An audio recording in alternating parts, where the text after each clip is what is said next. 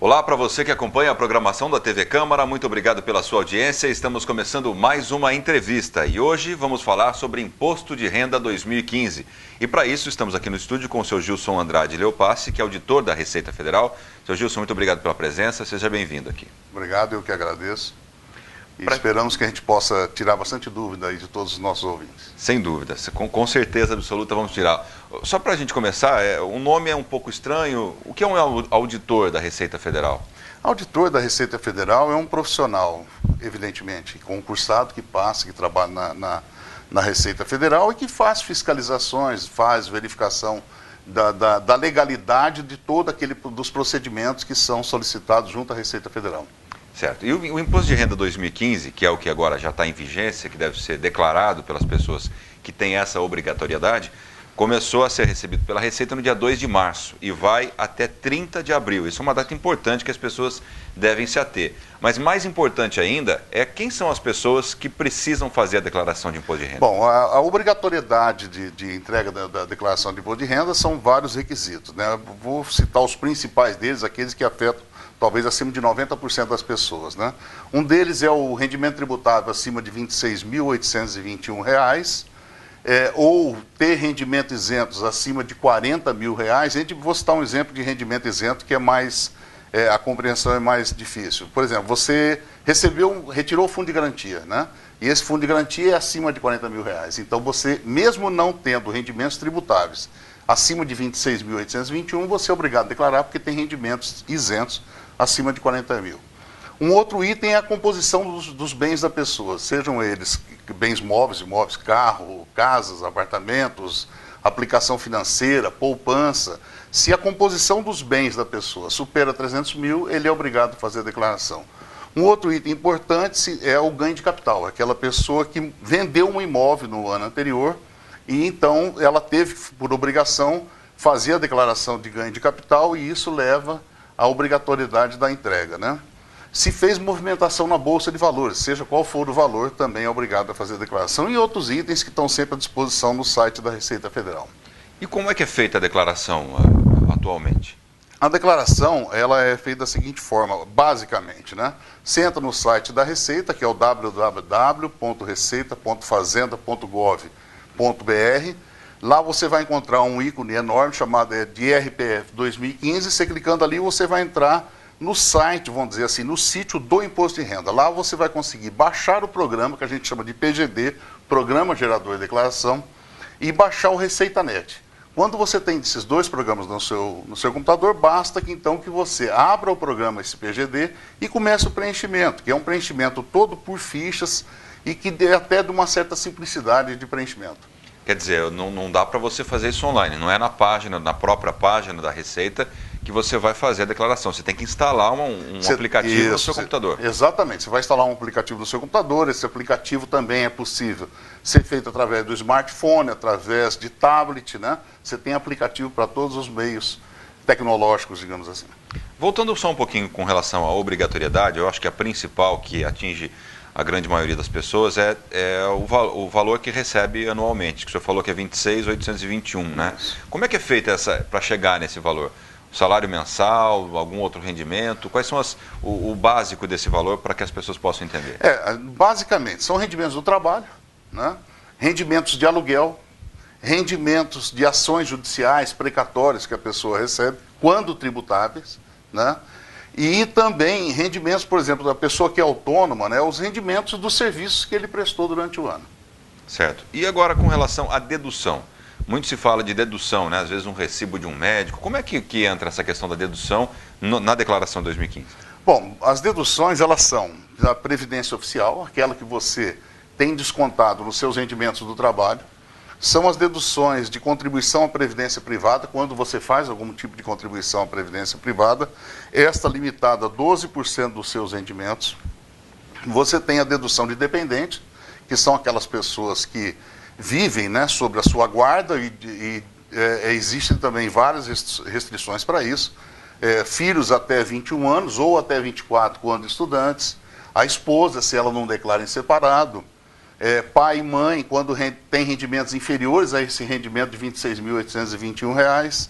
Depois, esse dependente, existe um valor determinado por cada ano. Você tem as deduções de despesas médicas, que são aquelas despesas médicas que você tem com você, contribuinte, e com os seus dependentes. Essas são deduzidas na totalidade. Você tem as despesas de pensão alimentícia, né, que pode ser deduzida desde que essa pensão alimentícia tenha saído de um acordo judicial ou de uma escritura pública registrada em cartório. E tem despesa de livro caixa, que é basicamente para alguns profissionais autônomos. Então, essas são as deduções possíveis. Para fazer a dedução, é necessário que você tenha algum comprovante disso, né? Não pode chegar da cabeça lá e falar, gastei com o médico R$1.000 o ano passado e vou colocar lá. Não é simples assim. Não é simples assim. Você tem que ter o recibo do médico, né? Ou então um comprovante que seria do pagamento, que é o cheque nominal, né, descontado na sua conta. Então, de qualquer forma, são essas duas formas que você teria para a comprovação de despesa médica, né? A despesa com instrução, que até não foi falado, que também pode ser do próprio contribuinte e dos seus dependentes, também depende da comprovação de que você houve o pagamento. Então, toda dedução, ela é obrigada a ser comprovada, que ela existiu e que foi você que pagou. Não existe... eu estou imaginando da última declaração que eu fiz. Não tem como você mandar esse recibo pela internet, né? Não é necessário mandar, anexar. Você tem que ter ele guardado com você, é isso? Isso. Você vai fazer a declaração, vai encaminhar a declaração de imposto de renda e todas aquelas informações que você prestou, você tem que ter a documentação guardada durante 5 anos para que comprove de alguma forma, se a Receita chegar por qualquer motivo, solicitar que você apresente.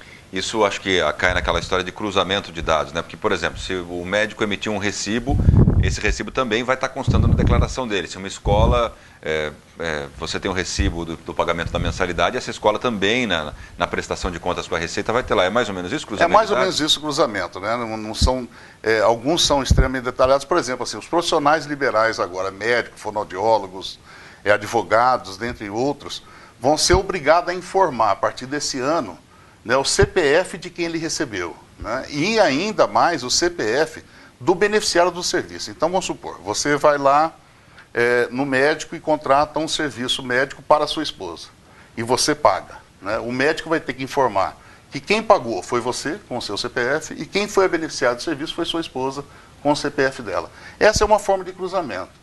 Muitas vezes, essas formas de cruzamento, elas têm 2 sentidos, né? Um de verificar fraude, erros, falhas, né? E o outro também de evitar que as pessoas caiam na malha, né? Porque esse confronto das informações são extremamente importantes para que você, antes que você traga o seu documento, eu comprove a informação que você prestou. O senhor falou aí no meio da outra resposta com relação à declaração de marido e mulher. O marido fez uma declaração, a mulher não declara ou também declara. Como é que funciona isso? Os casais têm que declarar separadamente. Não pode, por exemplo, o cidadão achar que ele está declarando para ele e para a mulher. Não, é assim. Você pode declarar separado e pode declarar em conjunto. É a opção do casal, né? O que é declarar em separado? Você faz a sua declaração, ela faz a dela, com os rendimentos dela, os seus rendimentos, as deduções dela, as suas deduções, tá certo? Separadamente. Lembrando sempre, importantíssimo, que os filhos não podem aparecer nas duas, né? Você tem direito a uma dedução do dependente e não a 2.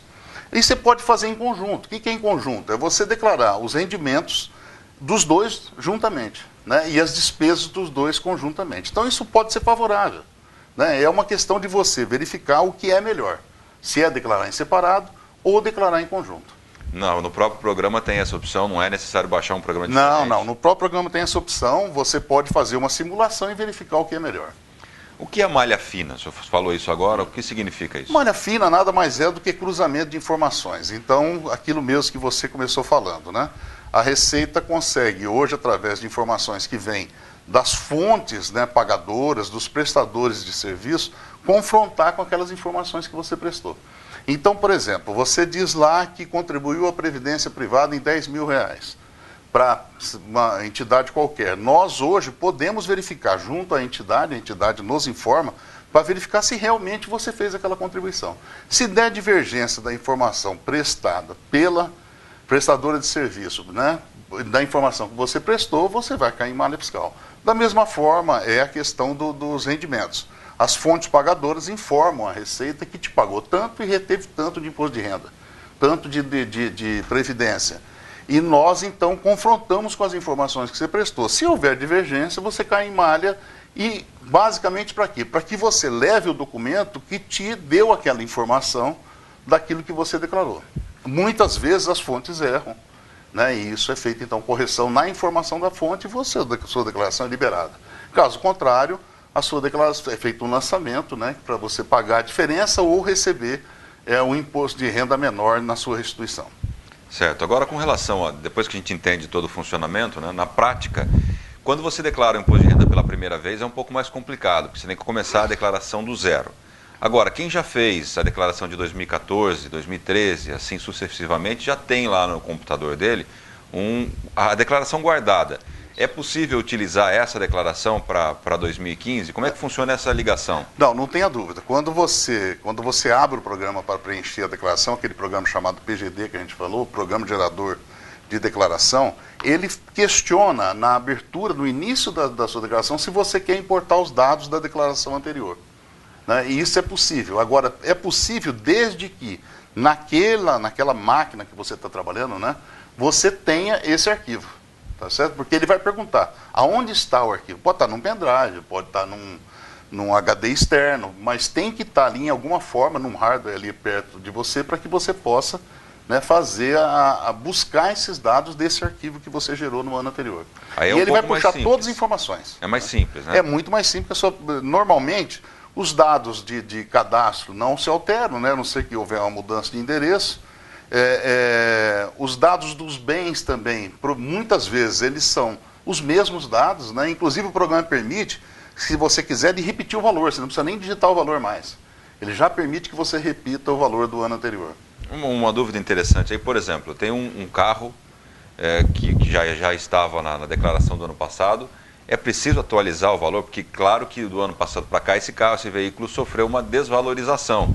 Existe alguma tabela fixa para que seja consultada? Como é que funciona essa questão? Não, nenhum bem, a não ser aqueles bens variáveis, tipo conta bancária, né? Investimentos que você pode tirar ou sacar ou colocar mais investimento, mas bens móveis, bens imóveis principalmente, ou móveis, tipo bens duráveis, carro, que você declara, um objeto de arte que é obrigado a declarar, não há variação de valor, tá certo? A única variação de valor permitida é quando você investe de alguma forma nesse bem que altera o valor do patrimônio. Então, por exemplo, você tem uma casa e você faz uma reforma na casa. Seja uma reforma normal, seja uma ampliação, colocação de armários dentro da casa, armários embutidos, né, daqueles que passam a fazer parte do imóvel. Isso sim pode, isso leva a uma alteração do valor. Mas simplesmente pelo fato de que valorizou ou desvalorizou, não há alteração do valor do bem na declaração de imposto de renda. Bom, e agora quem não se encaixa nessa obrigatoriedade que a gente falou logo no começo, do valor que recebe por mês, se teve algum lucro sobre venda de imóvel, o que fazer? Essa pessoa que ganha menos de R$ 26.821 por ano. Se ela não está obrigada a apresentar a declaração, ela hoje, por exemplo, que antigamente nós tínhamos a obrigatoriedade de entregar a declaração de isentos, né? Isso ocorreu até 2010, não há mais essa obrigatoriedade, simplesmente a pessoa não deve agir, ela deve ficar, né, tranquila, não precisa integrar. Agora, não quer dizer que ela não possa entregar. Se ela tiver interesse em entregar a declaração, tem muita gente que faz isso, entrega a declaração mesmo não sendo obrigada. É importante lembrar que o CPF tem que estar atualizado, né? Isso, o que a gente sempre fala, quando existia a declaração de isentos, existia uma atualização do cadastro da Receita Federal. Hoje, com a não obrigatoriedade de entrega da declaração de isento, aquelas pessoas que não entregam a declaração, é extremamente importante que mantenham o seu cadastro atualizado. Certo. Para a gente caminhar já para o final, Sr. Gilson, novidades tecnológicas. A cada ano a Receita tenta colocar alguma facilidade ou melhorar um pouquinho o sistema para o contribuinte. Esse ano houve alguma melhoria? Sem dúvida, né? Hoje a gente basicamente vê que as alterações do período do que a Receita oferece na declaração de imposto de renda são novidades tecnológicas, né? Esse ano nós temos duas coisas principais, né? Que é a declaração, que é o rascunho da declaração, que permite que a pessoa, ao longo do tempo, ele já vá preenchendo a sua declaração. E com isso, quando ela chegar no período de declaração, ela simplesmente vai importar os dados para a declaração, praticamente tendo sua declaração pronta, né? Isso é muito importante porque é uma forma de organizar o processo de construção da sua declaração. né? E nós temos uma novidade também, esta talvez principal mesmo, é que com relação a um sistema que a gente chama salvar online. Você vai baixar o programa, vai preencher a sua declaração, e supomos que você não consiga terminar o processo, né? Você salva online, tem lá uma opção de salvar online. O que é salvar online? É salvar essa declaração, até onde você a preencheu, no sistema da Receita Federal e não no seu computador. Isso faz com que permita a você dar continuidade a esse processo de elaboração da declaração em qualquer outro ponto. Você vai poder fazer num outro computador, no escritório, no seu smartphone, no seu tablet, né? Isso permite, então, uma mobilidade muito maior, tá certo? A partir do momento que você transmitir a declaração, né, ela vai deixar de estar online e vai passar a ficar no seu computador. Mas enquanto você está esse processo de preenchimento, você tem essa facilidade. Então o ideal seria o usuário finalizar a declaração na própria máquina, né? Na própria máquina, porque finalizar na própria máquina. Vai fazendo em vários locais, depois chega no último momento e faz numa lan house, por exemplo. Aí vai ficar lá, não vai poder usar o ano mas que ele vem. pode usar o pendrive, né? Existe sempre a possibilidade de você usar algum tipo de instrumento móvel, né? Tem que ter essa atenção, Tem né? essa atenção para que você tenha ela no outro ano. Certo, então quer dizer, ela não vai ficar, apesar de ficar temporariamente, para o outro ano ele não vai achar ela online. Exatamente. Agora, uma outra coisa que foi divulgada em alguns jornais na internet é que a Receita vai usar cruzamento de dados, o que a gente falou agora há pouco, de mídias sociais. Por exemplo, o cara comprou um carro e pôs uma foto lá, a Receita vai pegar. Isso já é possível? É um estudo? Esse ano já existe isso? Não, isso na verdade é um projeto que está sendo desenvolvido dentro da Receita, e que se chama mineralogia de dados, né? Mineração de dados, onde você vai buscar dados de todas as formas que você tem hoje à sua disponibilidade. Uma delas são as mídias sociais, né? Mas isso é um projeto que está sendo desenvolvido. Nós tivemos aqui em Bauru o prazer de recebermos, né, pessoas do Brasil todo. Nós tivemos um grande curso, evento, né? grande evento aqui em Bauru, mas isso tudo é um projeto que está em andamento, né? E que não tem, digamos assim, diretamente a ver com a questão, pelo menos por enquanto, da declaração de imposto de renda. Eu tenho mais duas perguntas. Uma é sobre restituição, que acho que todo mundo quer escutar, mas antes eu vou fazer uma provocação para o senhor, seu Gilson. O senhor que trabalha há tanto tempo já com a Receita Federal, já está habituado, se o senhor tivesse que convencer um cidadão que está a fim de sonegar o imposto, por que ele deve fazer a declaração e pagar o imposto de renda? Você pode dizer que isso é difícil, mas eu acho que primeiro é a consciência da cidadania, né? Eu acho que nós devemos, se você está participando de uma sociedade, você tem que seguir as regras dessa sociedade. Não interessa se elas são boas ou ruins, você não deve contrariá-las, na minha opinião, você deve tentar mudá-las, aí sim. Então, se hoje a regra é entregar imposto de renda, é pagar dentro daquela tabela, é deduzir da forma como está deduzido, eu acho que você tem a obrigação de fazer isso porque você faz parte dessa sociedade, né? Queira ou não queira, você construiu isso junto com todos, né? E se você acha que isso está errado, tente mudar, aí sim. Perfeito. Agora sim, com relação à restituição, como é que funciona? Porque todo mundo tem que pagar ali, às vezes, vou corrigir, não é que todo mundo tem que pagar, mas uma parcela dos contribuintes tem que pagar o imposto devido pelo que ele ganhou, outra parcela tem que receber. Como é que funciona essa relação? É o seguinte, você ao longo do ano, você com os seus rendimentos, né, se caso seus rendimentos têm acima da tabela, que eles são rendimentos tributáveis, né, mensalmente você vai recolhendo o imposto de renda na fonte. Tá certo? Então supomos que durante o ano você recolheu R$1.000, né? E chegando ao final do ano, você vai apresentar a sua declaração. Como ela tem deduções, né, muitas vezes o que você reteve durante o ano é maior do que aquilo que você ficou devendo. Então, quando o que você reteve durante o ano é maior do que o imposto devido calculado na declaração, você tem restituição. O inverso, você tem que complementar. Então, a complementação ocorre, na maioria das vezes, quando a pessoa tem mais de uma fonte.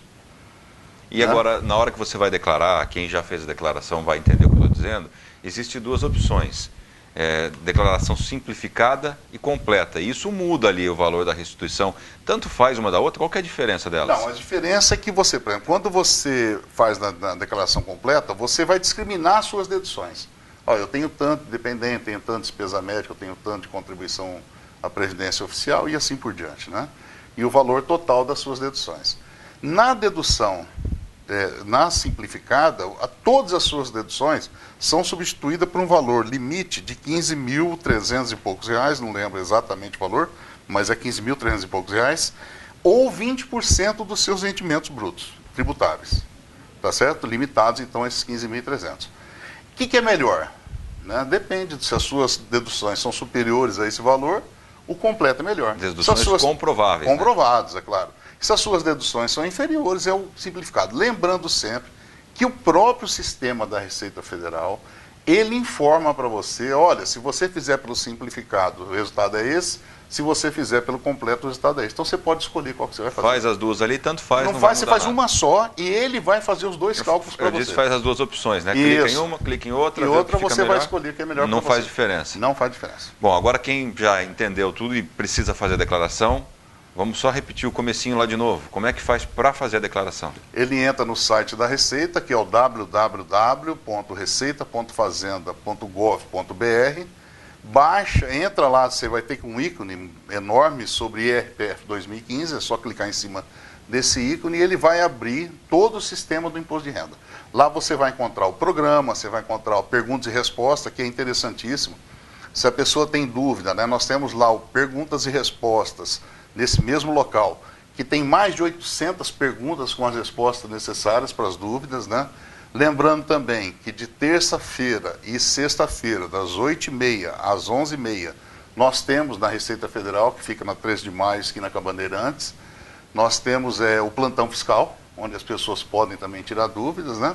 Então ela vai baixar esse programa chamado PGD, Programa Gerador de Declaração, e baixar um programa que também está lá chamado Receita Net.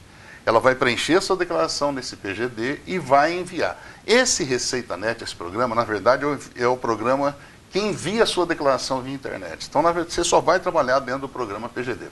Certo. Tem alguma relação de quem entrega primeiro, restitui primeiro, ou não tem nada a ver isso? Existe uma lógica, né, na restituição. Então, primeiro são as pessoas com necessidades especiais, que têm alguma moléstia, quer dizer, pessoas que a legislação nos obriga, pessoas com idade, que nos obriga a fazer a restituição primeiro, que normalmente sai no primeiro e segundo lote, todos eles.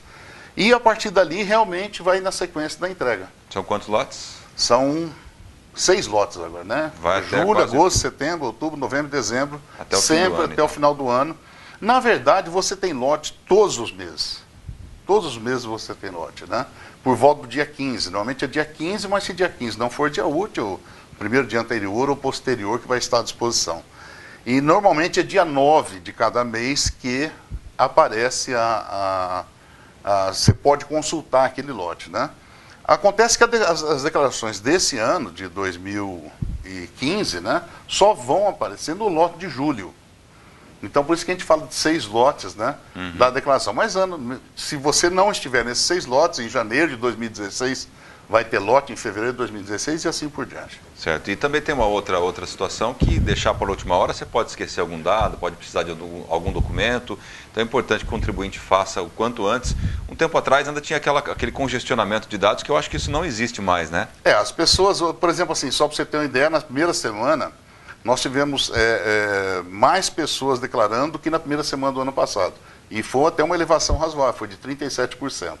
Então, o que a gente está vendo é que as pessoas realmente estão deixando, né, aquele acúmulo do último dia que já aconteceu em anos passados, né, esse congestionamento, mas que a gente não tem verificado nos últimos anos mais.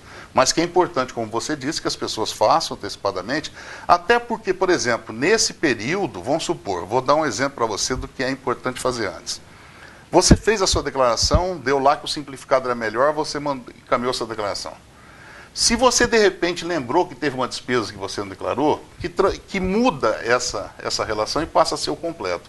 Até o último dia da entrega, você pode mudar o modelo. É a retificadora. Na retificadora, você pode mudar o modelo de simplificado e completo. A partir do dia 30 de abril, você pode retificar, mas não pode mudar o modelo. Certo. Importante, então, quem puder já fazer essa semana. É sempre importante. Ficar livre dessa obrigatoriedade, né? Eu não fiz 50 perguntas, eu acho. Lá no site tem 800, né? Faltou muita pergunta. Então, quem tiver alguma dúvida é só entrar no site. Seu Gilson, muito obrigado pela sua presença. Tenho certeza que, apesar de só 50, deu para esclarecer muita coisa e vai ajudar as pessoas a declarar o imposto de renda esse ano. Muito obrigado. Eu que agradeço. Muito obrigado, seu Gilson, e a você que acompanhou essa entrevista pela sua audiência e até a próxima. TV Câmara, se interessa para você, interessa para a gente.